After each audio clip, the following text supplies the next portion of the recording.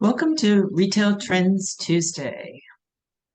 Just to get started, we're gonna quickly introduce ourselves. If you haven't met us before or watched any of our previous webinars, I'm Lisa Hutcheson. I'm the managing partner at JCWG Group. And today I'm joined by my colleague, Graham Heuman.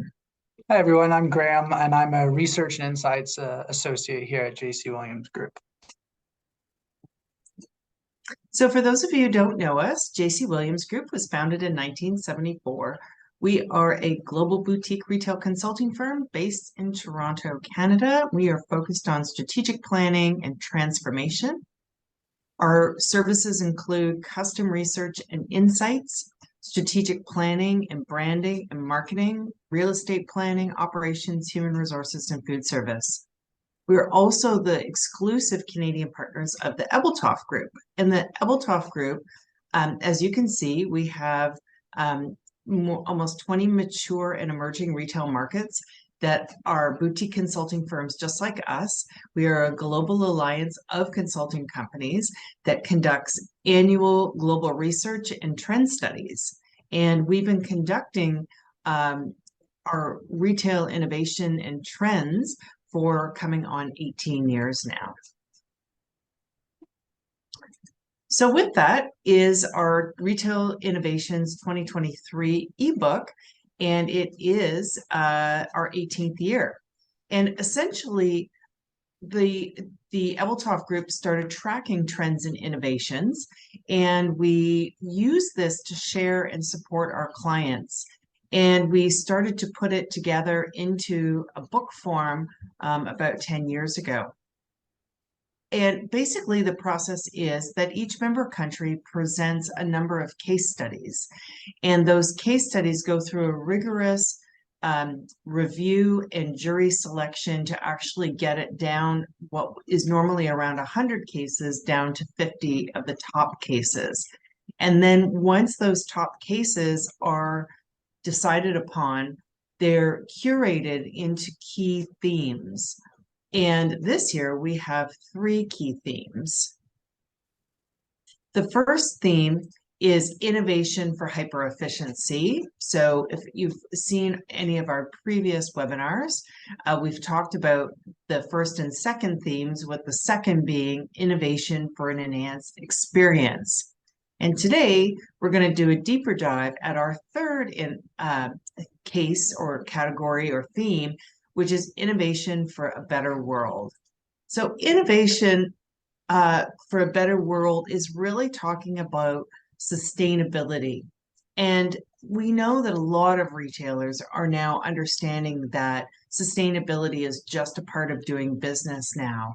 But what we like about this theme is it takes innovation in it for a sustainability and goes even a little bit further and wants to think about retail operations on the environment and society that make it a better world. So we're going to start right here in Canada. There was actually 4 Canadian case studies presented this year. And within a better world, we like to present Altea. And Altea Active was founded in Canada in 2019. And the concept is really that around a social wellness club. The footprint includes the traditional gym that you would see that has workout spaces, weight rooms, and offerings like a traditional gym.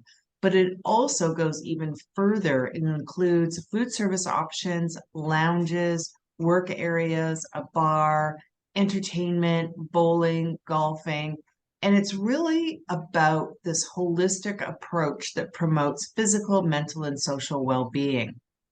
And so what they do is it's a membership. And one of the things that's really key is it's in these areas that are very dense in terms of condos that maybe even have small spaces. And so it's very difficult to entertain in your home. So it's a way to get people to still to connect with their community and their friends, but they can use this space. And so basically it's a membership and it starts around $150. and it gives you access to all the amenities. So it's really this a wellness club that's about engagement and entertainment, as well as being able to eat, drink, work, and play all in one facility.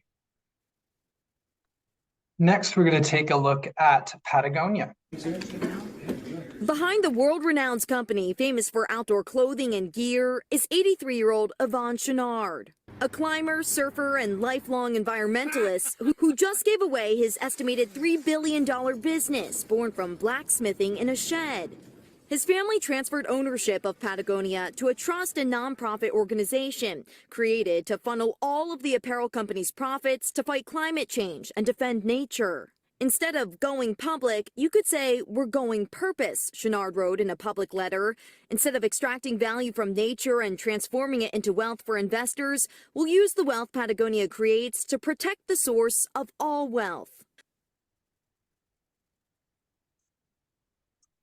So, as you probably know, this was something that was very big in the news. In September 2022, Yvonne, the CEO of and founder of Patagonia, announced that they were giving away the company to a trust and nonprofit, which they assume is around the $3 billion mark for the business. So it was given, as it was described, to the Patagonia Purpose Trust, as well as the Holdfast Collective. And it's all in the interest of fighting environmental crisis and defending nature. Now, this is something that we found really interesting as well, because the quote of going from profit to purpose is really interesting, because we've always been very intrigued at the idea of a noble purpose, and this is taking it really a step further. It's this idea of shaking up capitalism as to who actually reaps the rewards of profit, which is for this business and assumed about $100 million per year that's going to be going towards these funds. So this concept of conscious capitalism is really interesting to us, and it's already having an impact on the industry, and other brands are starting to follow suit. For instance, Hobby Lobby recently announced a very similar restructuring. So it's really cool to see brands taking it even a step further, going from being profit-driven to purpose-driven, instead of just following your noble purpose, even donating, the majority of your profits or all of your profits towards that cause. Next, we're going to take a quick look at Carlsberg. We Danes are a resourceful bunch. We don't believe in wasting anything. Burning these would provide warmth. But what if we could turn them into something more?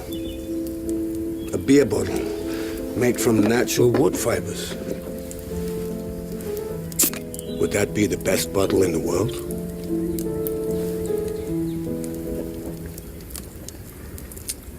Probably.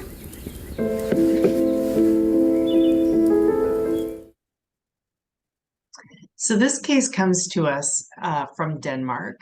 And as we know, the Danish brewing giant Carlsberg has made this essentially the first bio-based beer bottle, and they're calling it the green fiber bottle. And so what you can see from the video is the outer part of the bottle is made from sustainably sourced wood fibers, where actually afterwards 2 to 3 new trees are planted for every tree that's harvested. And then the inner part of the bottle is plant-based. And this means this whole bottle, except for the cap, is 100% bio-based and therefore biodegradable and recyclable. And so this outer shell provides that same sort of taste and feeling as traditional beer bottles, and benefit to keep it colder, actually, compared to just the conventional glass bottles and cans.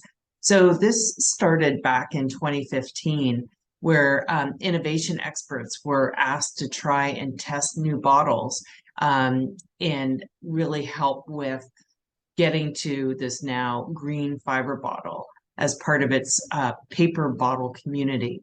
So it's really been paving the way for innovation and sustainability. And it's challenging the conventional way of packaging. It's gone through rigorous testing, and essentially it's really trying to go and beyond the current standard of sustainability.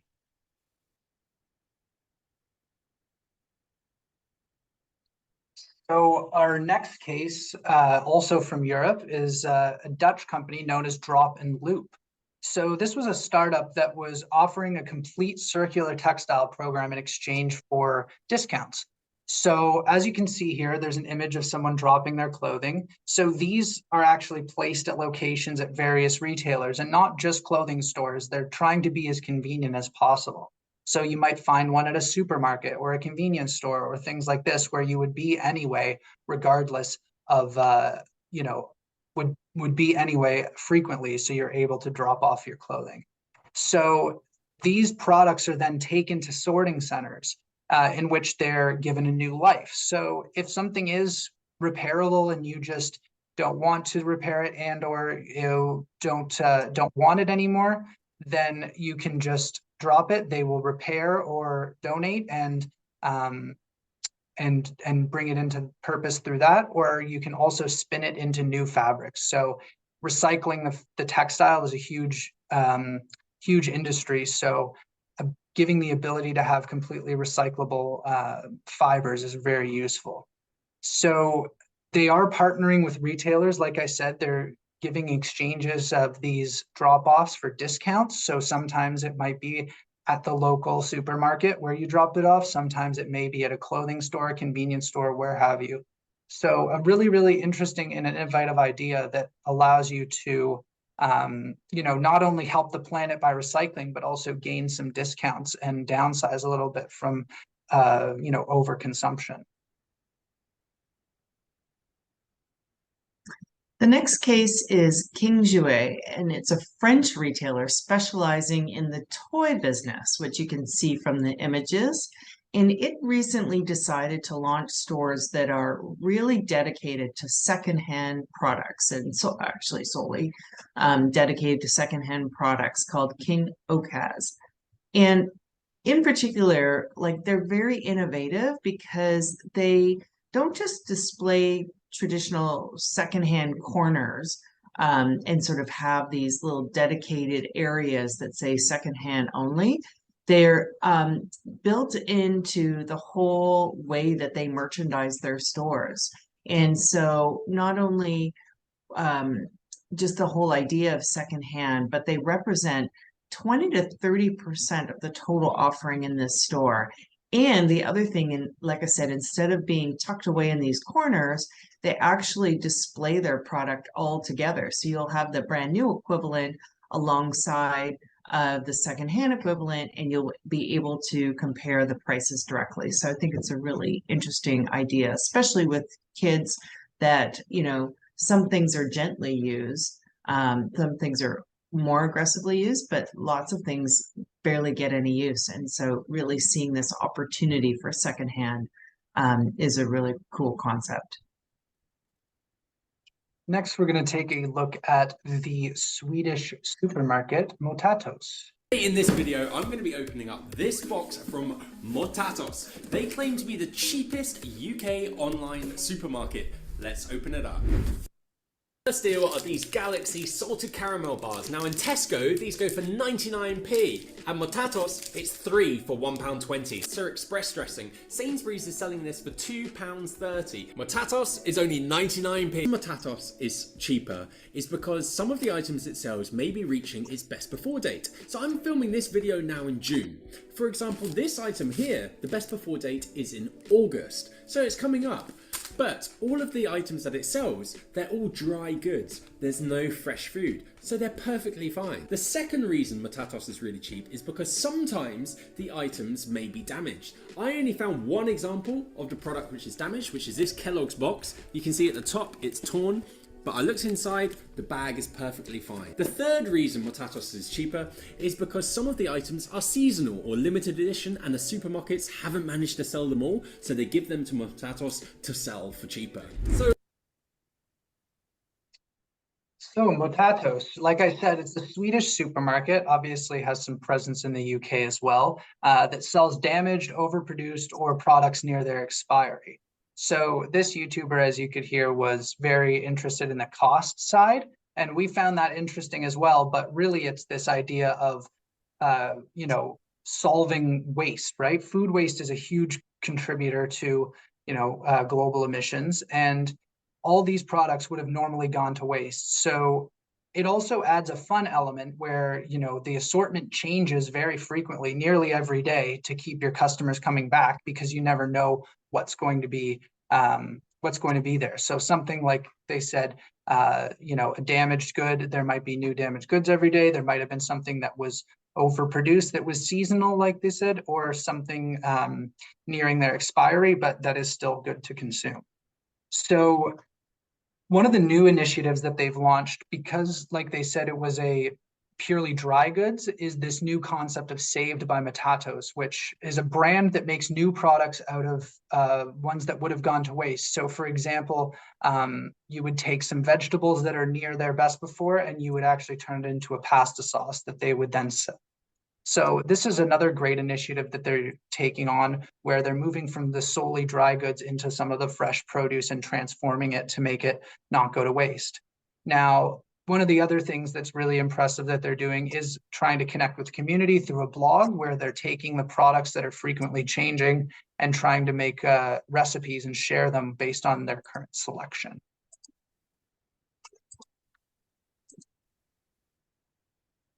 So the next concept is called Nix and Nix, and it comes to us from our partners in the Netherlands. And basically, Nix and Nix is an alcohol-free liquor store. And so it's really thinking about the trend that we're seeing towards less alcohol consumption. And so, so the market for alcohol-free products is really increasing, and then so therefore, this retailer has seen some growth potential and essentially helps customers make better choices by offering all kinds of different non-alcohol wine, beer, spirits, elixirs, and so on.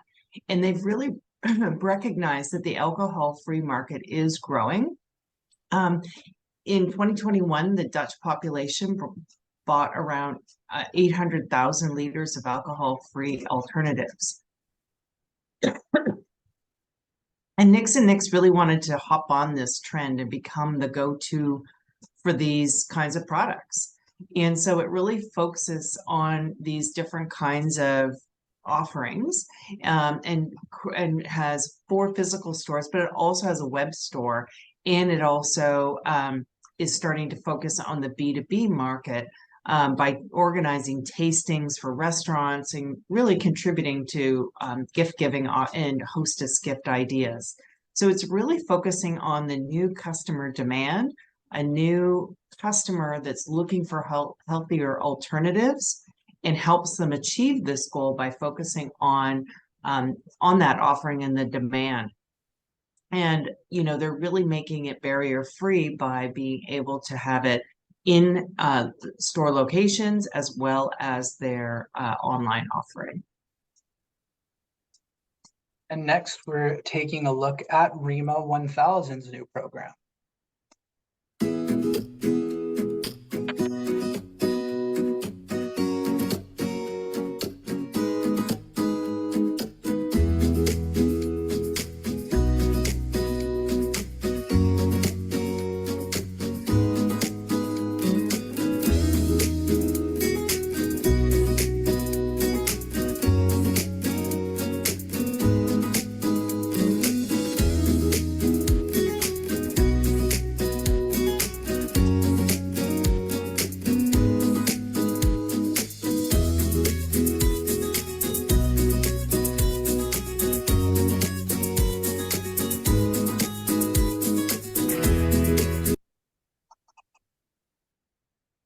So REMA 1000 is a Danish supermarket. It's a discount grocer, and it's an online service that connects you with other members in your community. So as you saw there, when a customer enters the store, they can actually pick up groceries for another person. So you check your app, and you get a request from one of the people within your community, and they can pick up your groceries. So you do get paid to participate in this program. So once the product is delivered to its end consumer, the buyer gets paid by REMA 1000, and then you would rate each other. So it is still trying to make sure that, everything is going according to, to standards for delivery, but trying to not only decentralize that element, but also trying to get people to interact with those in their community more so than just a delivery driver. And the last case study we're going to take a look at today is Super Circle, and they come from the US. And essentially, it's a platform for enabling the circularity, providing recycling as a service for retailers. So this year, brands like Zara, Shein, and Sandro all moved into the secondhand marketplaces, along with other brands such as Lululemon and Madewell that started their own recycling programs.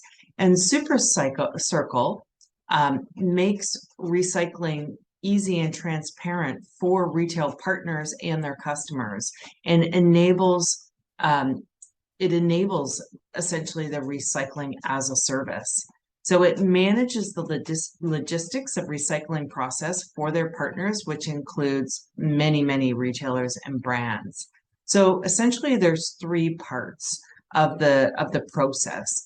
And so there's the technology behind it, the shipping, and the warehousing. And Super Circle enables retailers and brands to offer credit to customers to participate in the circular economy. So the customers of Super Circle, their retail partners drop items at any of the retailer stores, drop-off locations, or even can request a shipping label to be able to just send it in directly. And their goods, they recycle their goods, and then they'll receive credit to the retailer towards future purchases. So it's very interesting in that it enables real recycling results, as well as it closes the loop for recycled materials, as well as it offers a tremendous transparency for the end consumer, as it's this platform that really tracks donations, sees where they're sent, the pieces can be upcycled or recycled or downcycled, and it gives particularly the retailers and their customers incredible visibility into the tracking, and helps everybody in the process really understand their impact that they can make.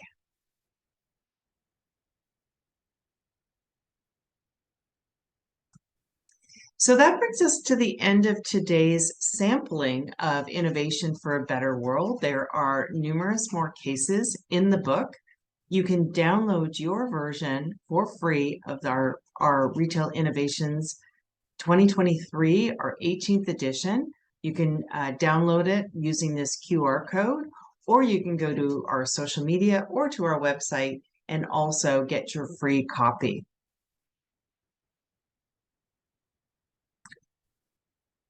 So to access any of this information, you can reach out to any of us. You can visit our YouTube channel for the previous 2 webinars on the other 2 trends, or reach out to us. We would love to have a chat about how we can implement some of these innovations into your strategy in the near future.